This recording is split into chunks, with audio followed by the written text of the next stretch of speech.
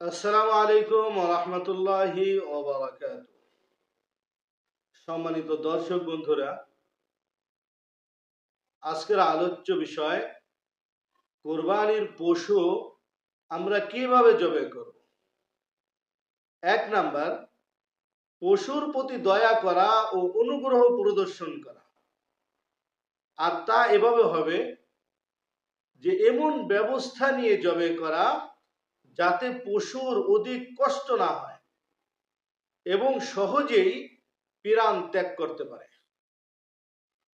জবাই যেন খুব তীক্ষ্ণ ধারালো ছুরি দ্বারা করা হয় এবং তা খুবই শীঘ্রতা ও শক্তির সাথে জবাই স্থলে পৌঁছানো হয়।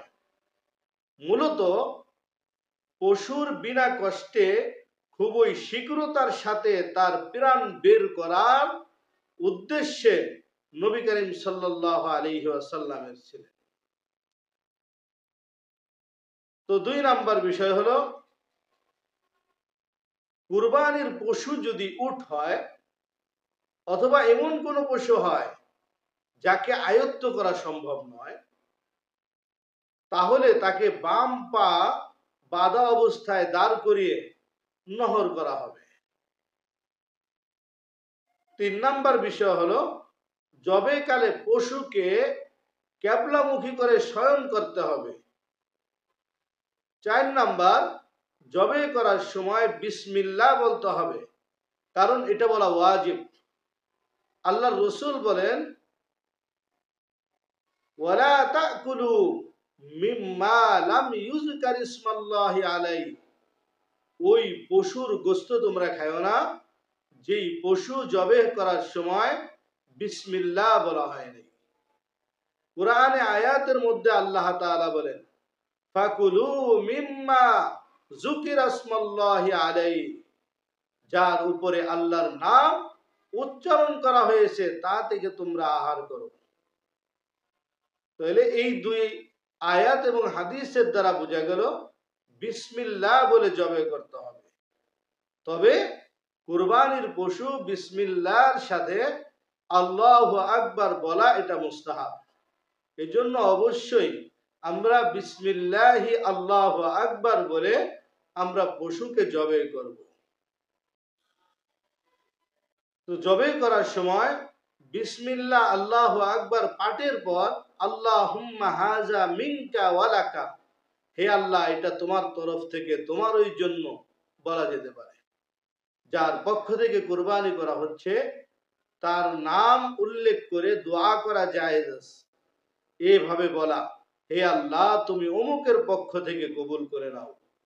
যেমন হাদিসে এসেছে, আয়েশা রাদিয়াল্লাহু তাআলা আনহা থেকে বর্ণিত যে রাসূল সাল্লাল্লাহু আলাইহি ওয়াসাল্লাম কুরবানির দুম্বা জবাই করার সময় বলতেন, বিসমিল্লাহি আল্লাহুম্মা তাকাব্বাল মিন মুহাম্মাদিন ওয়া আলি মুহাম্মাদ ওয়া মিন উম্মতি মুহাম্মাদিন। আল্লাহ নামে, হে আল্লাহ আপনি মুহাম্মদ ও তার পরিবার পরিজন এবং তার উম্মতের পক্ষ থেকে কবুল করে নিন। তো বিসমিল্লাহি আল্লাহু আকবার, আল্লাহুম্মা ইন্নাকা হাযা মিনকা ওয়া লাক, আল্লাহুম্মা তাকাব্বাল মিন্নি, নিজের এবং পরিবারের তরফ থেকে হলে এভাবে বলবে। 5, জবাইতে রক্ত প্রবাহিত হওয়া জরুরি, আর তা 2 সাহারা। কণ্ঠনালীর দুপাশে 2টি মোটা আকারের শিরা কাটলে অধিক রূপে সম্ভব হয়। প্রিয় নবী সাল্লাল্লাহু আলাইহি ওয়াসাল্লাম বলেন, যা রক্ত প্রবাহিত করে যাতে আল্লাহর নাম নেওয়া হয় তা তোমরা খাও, তবে যেন দাঁত বা নখ না হয়। 6 নাম্বার, প্রাণ ত্যাগ করার পূর্বে পশুর অন্য কোনো অঙ্গ কেটে কষ্ট দেওয়া হারাম। যেমন ঘাড় মটকানো, পায়ের শিরা কাটা, চামড়া ছড়ানো ইত্যাদি কাজ করা অবৈধ। অনেক সময় আমরা কুরবানির পশুটা জবাই করার পরে তার ভিতরে ছুরি দিয়ে আমরা আঘাত করি, এটাও স্পষ্ট হারাম ঘোষণা এসেছে। এবং পশুটা আমরা যখন জবাই করব, জবাই করার সময় যেন শরীর থেকে মাথাটা যেন আলাদা না হয়ে যায়, এই দিকেও আমরা খুব সতর্ক থাকব।